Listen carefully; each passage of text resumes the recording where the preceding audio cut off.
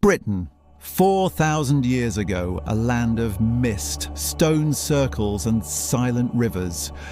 But beneath the fields we walk today lies a stranger story.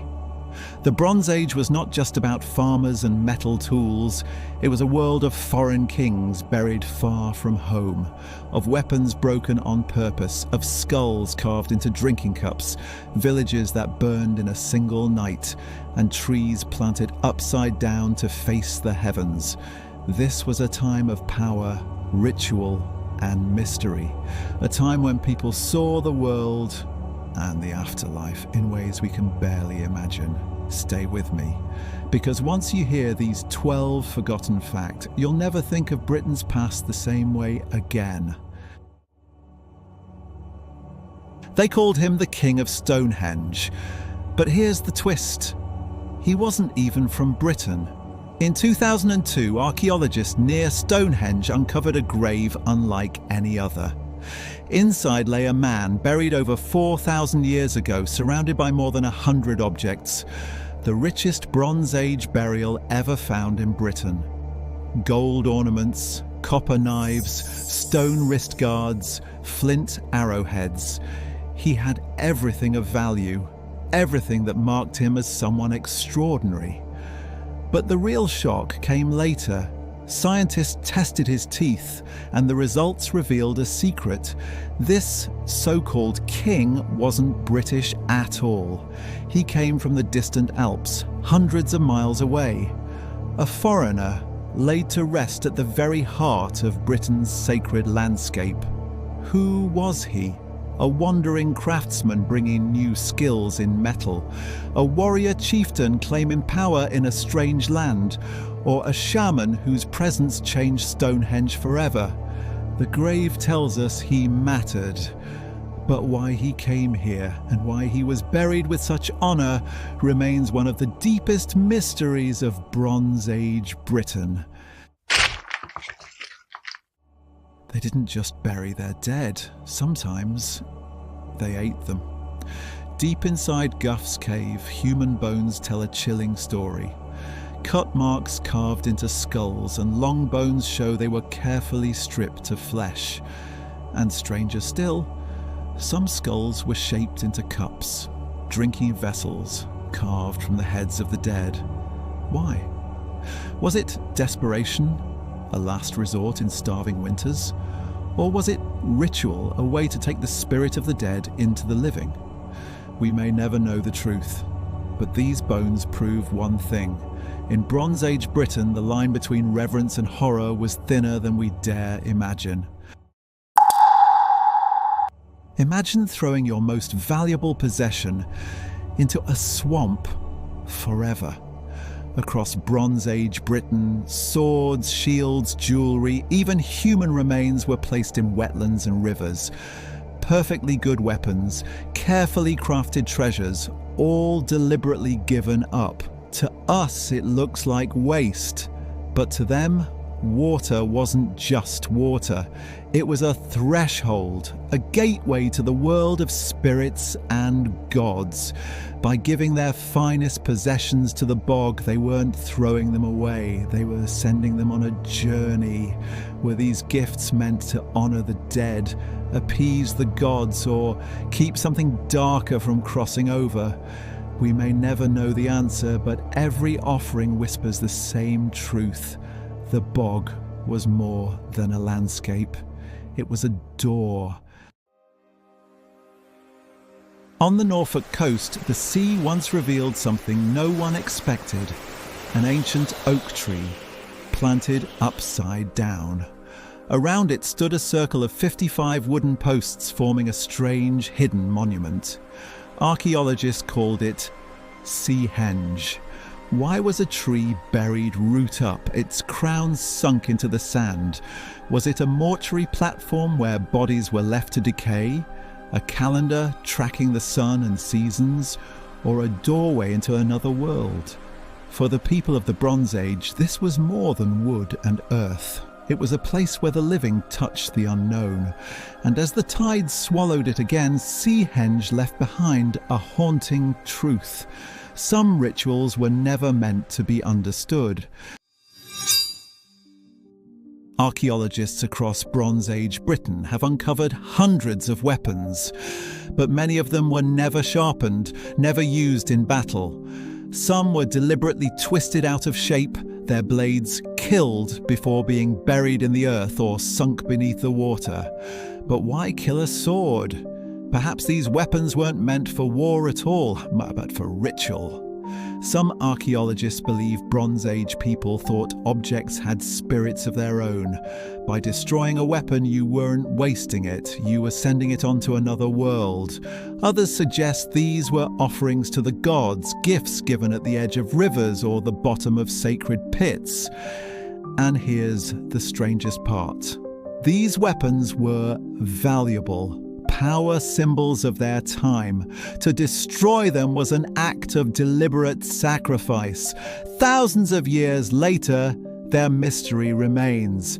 But if broken swords hint at ritual, what happens when fire freezes an entire Bronze Age village in time? In the Bronze Age, the most powerful treasure wasn't gold, it was salt. Archaeologists at Droitwich and other sites have uncovered vast traces of salt production, boiling brine, shaping blocks, moving it in bulk. But here's the twist. Salt wasn't just food, it was currency. Whole communities built their wealth on these glittering white crystals, and it spread.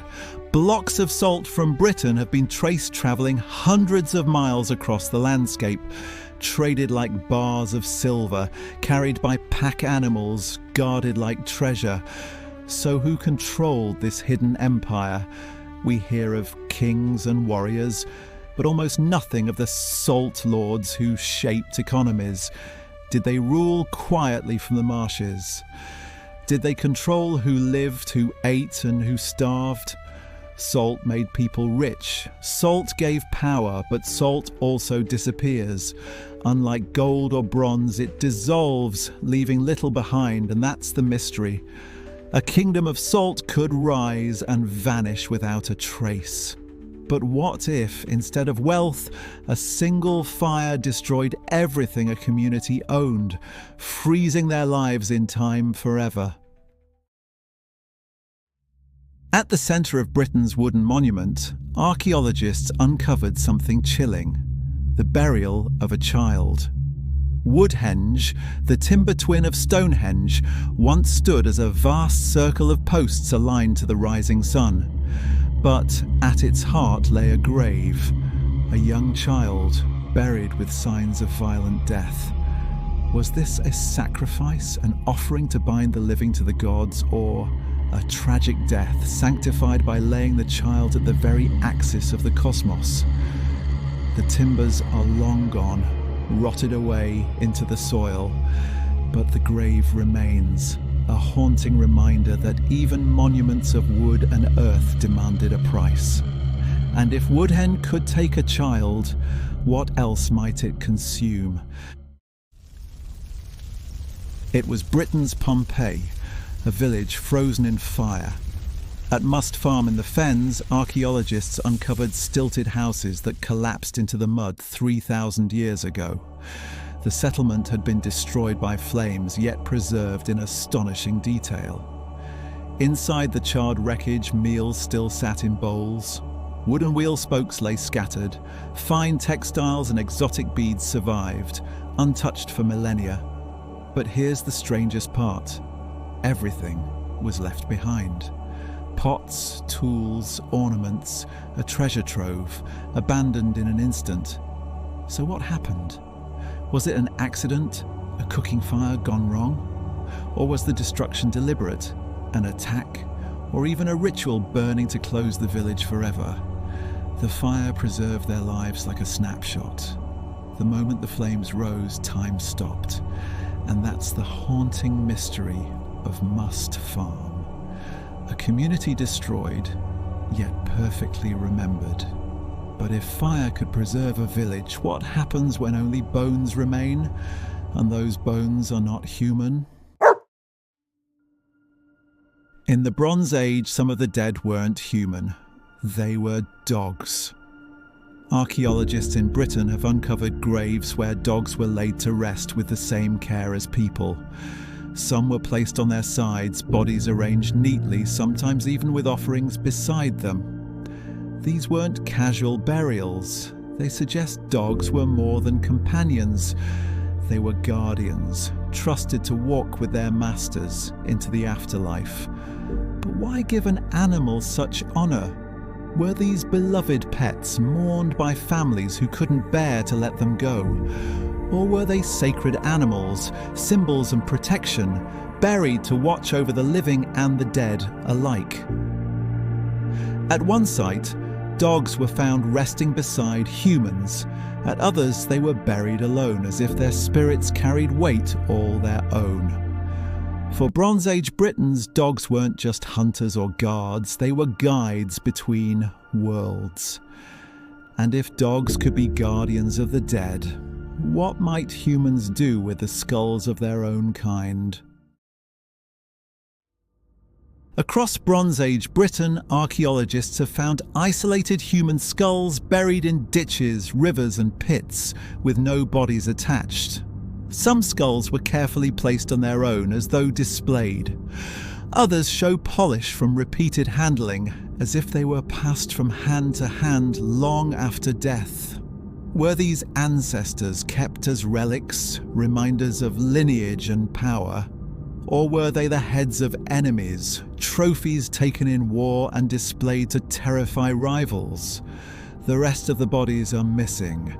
The skulls remain, silent faces staring back across 3,000 years. And if the dead could be trophies, what does that say about the living?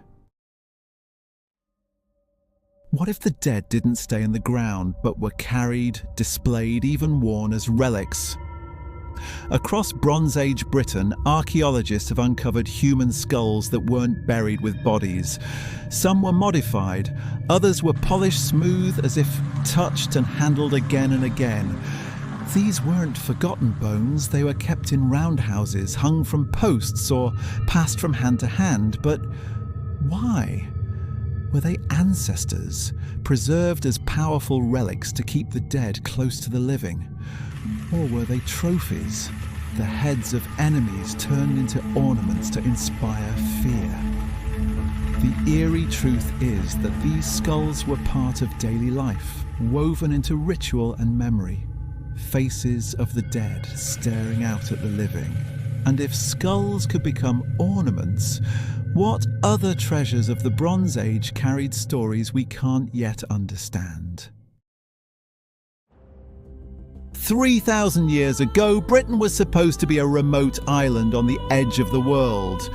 But the treasures buried here tell a different story. Archaeologists have found Baltic amber, Mediterranean glass, and Alpine copper buried in British soil. Goods that had travelled hundreds, sometimes thousands, of miles. But how did they get here? There were no Roman roads, no great empires shipping goods across the sea.